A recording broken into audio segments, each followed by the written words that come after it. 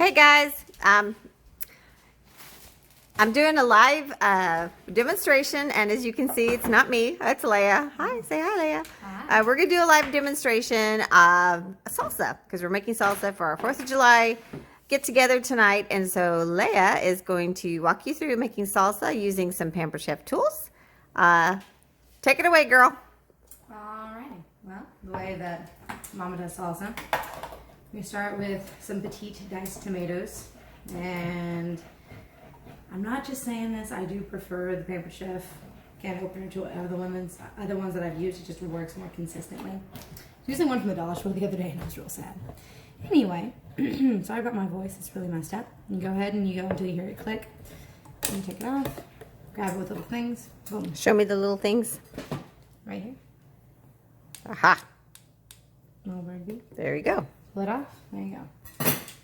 From here, you're going to want to, that's about half the first can, and the reason that we're going to start with just that much is we're going to use that to put all the seasonings into, and then we'll add in the rest of the tomatoes at the end. Reason being is both Mom and I like the consistency to actually not be that of a smoothie.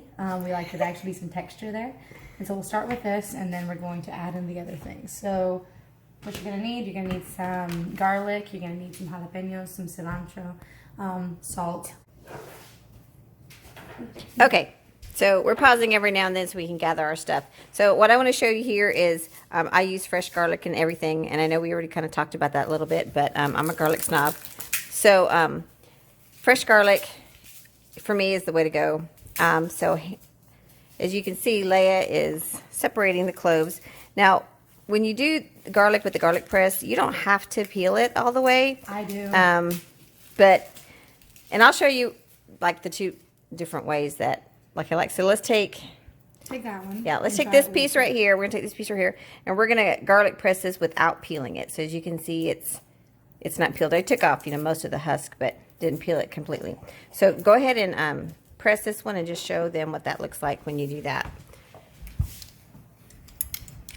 So you squeeze that in. Hang on a second. Let me get you something.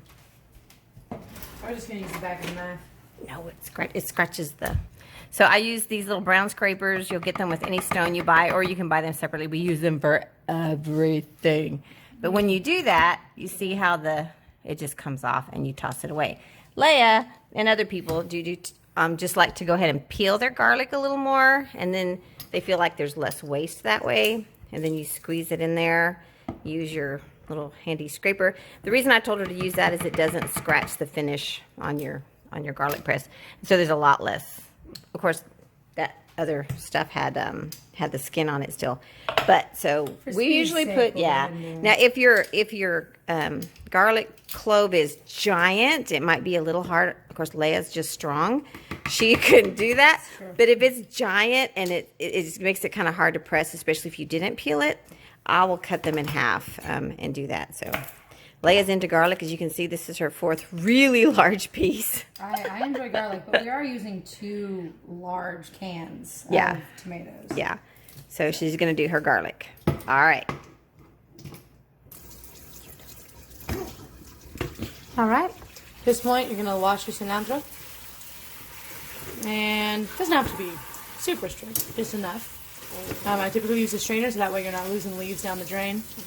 This is the middle size of the stainless steel strainer set, which I love and I use all the time. Oh, this is also just one bundle of cilantro. I'll occasionally use 2 just because I really, really like cilantro. It smells so good. Yeah, I really enjoy the flavor. But if you don't like cilantro, then you don't technically have to use it, but It'll be lame. It'll be lame. Yeah. All right, bring it back over. And then from here, you're going to have to separate the stem from the leaves. Again, you don't have to, I suppose, but it would be awful otherwise. All right, so Leah's going to show you, she's going to demonstrate this little tool, this little gadget here. Some people like it, and it is a herb stripper. Leah just prefers to use her fingernails, which is fine, because you can kind of see what she's doing there. Or hold it, wait. There you go. Just separate it. Yeah, so, or you can use the herb stripper, so do another one. So you just pick the hole, the size hole that you think you need, and just pull through gently. And it just kind of strips it off there. Okay, so she's going to do that. That's going to take a few minutes. We'll be back in a minute. They've been rinsed in hot water, which will hopefully take any excessive spice out of them. I'm gonna go ahead and slice them, put them into the base that we have going. And then after we've put all the rest of the spices in and whatnot, we'll revisit the level of spiciness and add some of the extra season if we need to. If you accidentally make it too spicy, you can always add in an extra can of tomato sauce and just make sure that you compensate by putting an adequate amount of the other spices in there as well. Because tomatoes are not spicy, which is really nice. And go ahead and add your about a teaspoon of salt. This is the teaspoon from our nesting teaspoon set, which I really like. The cool thing about them is they have a little flat bottom so that you can, ooh, that's a lot of salt, girl. Not for 2 full cans. Okay, so they have a little flat bottom. You see here, kind of see that, and this little tail so that they can actually, like if you had to fill it up and then, ooh, I got to set that down to go do something, you can actually sit it and it won't do that. It'll actually sit there like that. Okay. All right, what's next? After this point, go ahead and blend this up. Bring it on over to the mixture. Okay, so I wanted to show you. So these are the lids that you can buy to go on the bowls, and they have this little nifty thing here for freshness or whatever. So we're gonna come over here. We're gonna watch her whirl this salsa around. Now, What? yeah, go ahead. Now, when I do this, I don't want big chunks of jalapeno. I just don't like that. So I let this go until that jalapeno is pretty chopped up.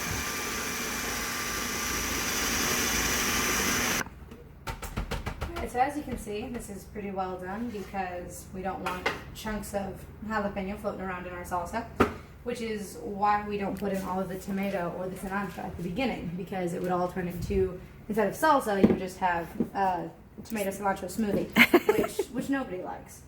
And so after that's done, we're going to go ahead and add in the rest of the tomato and the rest of the cilantro. And once this is blended, because we're only going to pulse this a few times just to get it, you know, approximately chopped and mixed, you're going to revisit your salt and your garlic to see if those need to be adjusted. And once you get that done, it'll be ready to eat, essentially.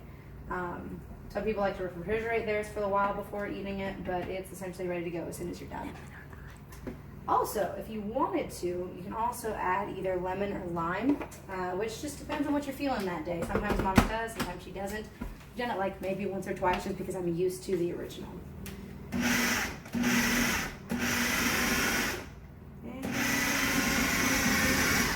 that's essentially it for me, and you'll end up with something that is roughly the consistency of salsa. So this is a pretty big batch for that's a small bowl. for our I big need a large party. bowl. Yeah. Okay, so once you're done pulsing it, you can go ahead and take it out and test the salt. I went ahead and tested it. It's fine with both garlic and salt. So I'm going to go ahead and pour it into the larger bowl. Mom handed me one that was the size of, like, you know, prep cup beforehand, but wasn't going to make it. So once you do that, you can go ahead and pour it all in there. I highly, highly suggest rinsing this out immediately because it's super easy to clean as soon as you make it, but if you let that tomato dry there, it's going to be a nightmare. All right. So just washing that. All right. Here you go, Mama. Try it. See if it's All right. up to the standard. See if it's up to the standard. Let's see. Oh, where is it? Oh, I lost it. I can't do two things at once. Okay. Just the right amount of heat. It's good. Like I said, if you needed to add more heat, you can throw in some of those seeds and stems with just a small amount, with just a small, maybe a cup or so of that, and whirl that around and then mix it in real well. Yeah. And you're done. Should add that slowly because you could hurt somebody. Thanks y'all for watching. Bye.